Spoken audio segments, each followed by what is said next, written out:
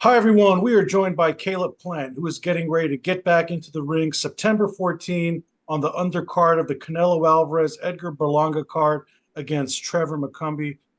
Caleb, this has been a long road back for you, year and a half wait as you try to get back into the win column. Last time we saw you out, competitive fight against David Benavidez, and now somewhat of a bounce back opponent in Trevor McCumby.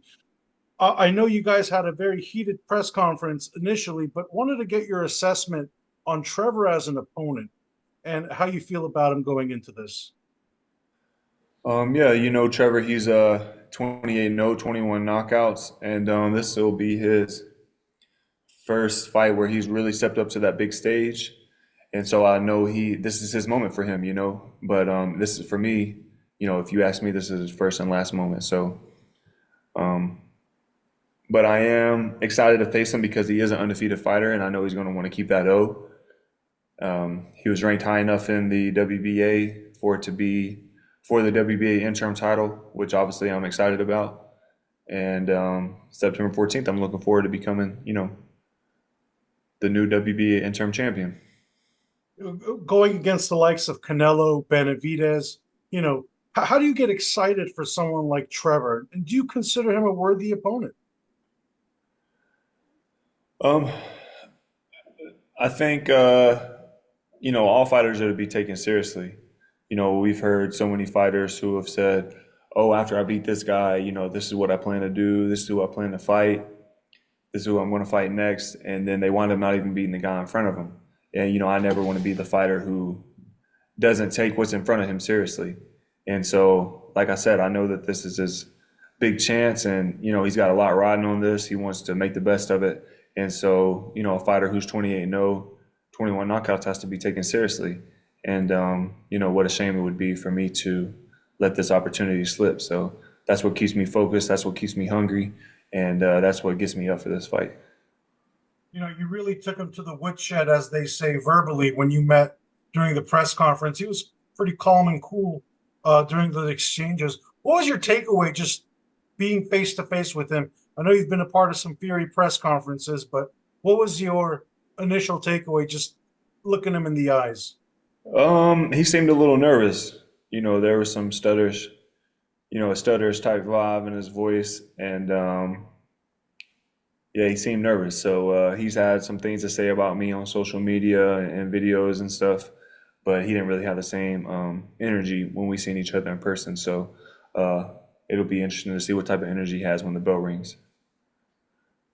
This fight is perhaps, I think, also adding some extra energy for you, considering the fact that, it was supposed to headline PBC's first non pay per view card, but now you're putting your place right on the undercard of a Canelo Berlanga fight and potentially putting yourself against either guy uh, next.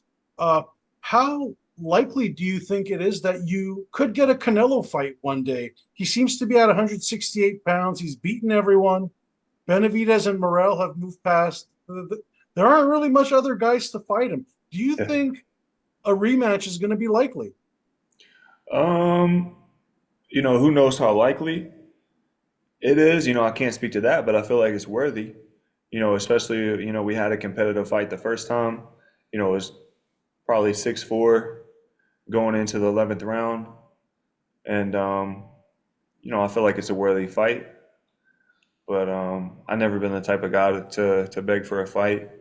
I'm just going to, continue to go out and face the people that they put in front of me and, chase the biggest fights that I can. But with that being said, David Morrell is moving up to 175. He was the WBA regular champ. If I had to assume, I would feel like I'll probably be elevated to WBA regular champ. Canelo being the WBA world champion makes sense. In my last interview, I was just saying me and Canelo had the third highest pay-per-view since 2019 with 800,000 buys. And, he didn't do that with Triple G in the third fight. He didn't do that with Bivol or Jamel. So, we've done some big numbers. And, I feel like I'm a good sell in boxing. A lot of people tune in to watch me fight.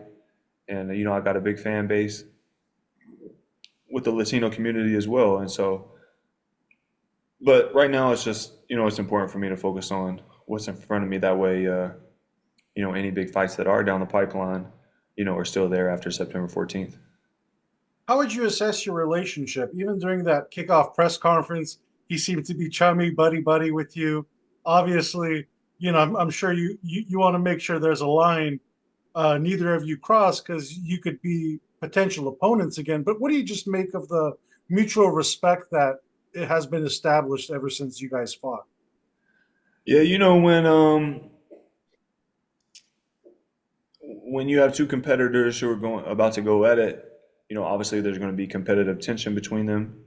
And but as long as the trash talk beforehand is kept within the realm of boxing, which is I can beat you up, no, I'll beat you up, oh, you're this, you're that, name calling and stuff, that's all good, but once you start talking about people's family or their wives and then it kind of goes past boxing. And once the fight is over, it's kind of hard to have respect for certain people who have crossed that line. But Canelo, other than him pushing me, but I came back, so that's even. You know what I'm saying? That's washed, regardless of who got the best of who in that moment. That scenario is washed. And after the fight, he apologized in the ring for what he did, and shook my hand. We had a hug, and since then, he's shown me a lot of respect, and I've done the same towards him. And but at the same time, I'm sure there's competitive tension in there because he's a fierce competitor, and so am I. So. Um, yeah, that was cool. Me minding my business at the press conference. Edgar wanted to bring my name up, and Canelo, said what he said, and this one's for you, buddy. This one's for you. So, but yeah, we'll see what the future holds. Well, you didn't get credit for the win on the official win loss column, but you should be getting credit for having Canelo embrace Mother Effer as one of his favorite words from here on out. Yeah, Um, he knew what that word meant beforehand, though. He yeah. was he was playing silly on that one, but it's all good. We figured it out. We solved it, so it's all good. It's water under the bridge. Now you're starting to build some serious beef with Edgar Berlanga as well too. Just want to get your thoughts very quickly on how you see that fight unfolding. Does Edgar have a chance of even coming close to beating Canelo in this fight? Um, I don't feel like it. I don't think that he has the boxing skill to beat Canelo. I don't feel like he has the IQ or the chin. In my last interview, I said, there's been quite a few videos floating around of, Erickson Lubin dropping him. And while Erickson Lubin is a hell of a fighter, one of my favorites and one of my longtime boxing friends as well, we've known each other since we were kids. Erickson is a 154 pounder. And, then other videos circling around of him getting slumped and dropped and stopped in the amateurs against guys who aren't nearly as skilled as Canelo. And so I just feel like that's probably a recipe for disaster for him. But, let him prove us strong. Let him prove us strong. That's not our job to say what he can do, right? It's his job to go out there and show what he can do. So um, we'll see how it goes. I don't care how he does. I'm focused on my fight. As I know, there's always the big picture, and when we see fighters on certain cards and undercards, if the stars align, I mean, if you win and Edgar loses, I think that's also another great next matchup for you guys to settle that score in the ring. Is that kind of out there what you're looking at as far as the big picture too? I mean, he's on the list to fight. So, whenever that is whenever that is. But, he's on the list of guys that I'd like to fight. Charlo, we've asked about him in the past. He seems to, not be an active fighter at this moment. Do you believe the Jamal Charlo fight has kind of that train has passed at this point, or do you think that could still happen?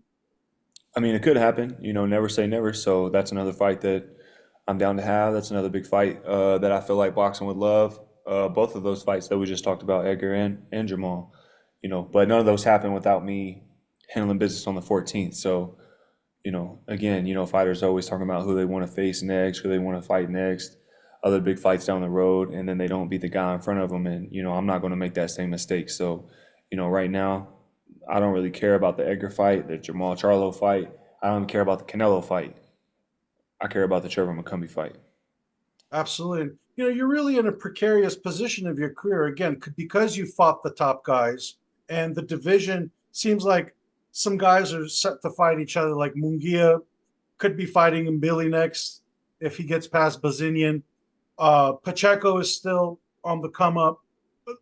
How do you see yourself as a 168-pound fighter for the foreseeable future? Oh yeah, no, I'll be here for some time. I'm somebody who trains year round, uh, whether that be strength conditioning, running, sparring in the gym. I keep my weight in check year round, so it's a division that I can still make comfortably. So I'll be here for some time, probably until I retire. Oh, that's great. Now, in regards to some of the names we talked about, considering the fact that you've been in the ring with Benavidez and Canelo, if they were to fight, how do you see that fight unfolding? That's the same exact question I get asked in every interview. Uh, I mean, it's a hell of a fight. It's a hell of a fight, and both of them have things that they do better than the other, and so in that fight, I'd just be a fan. I wouldn't be surprised if Canelo won. I wouldn't be surprised if David won. Both of them are um, great fighters, and so that's for them to figure out, though.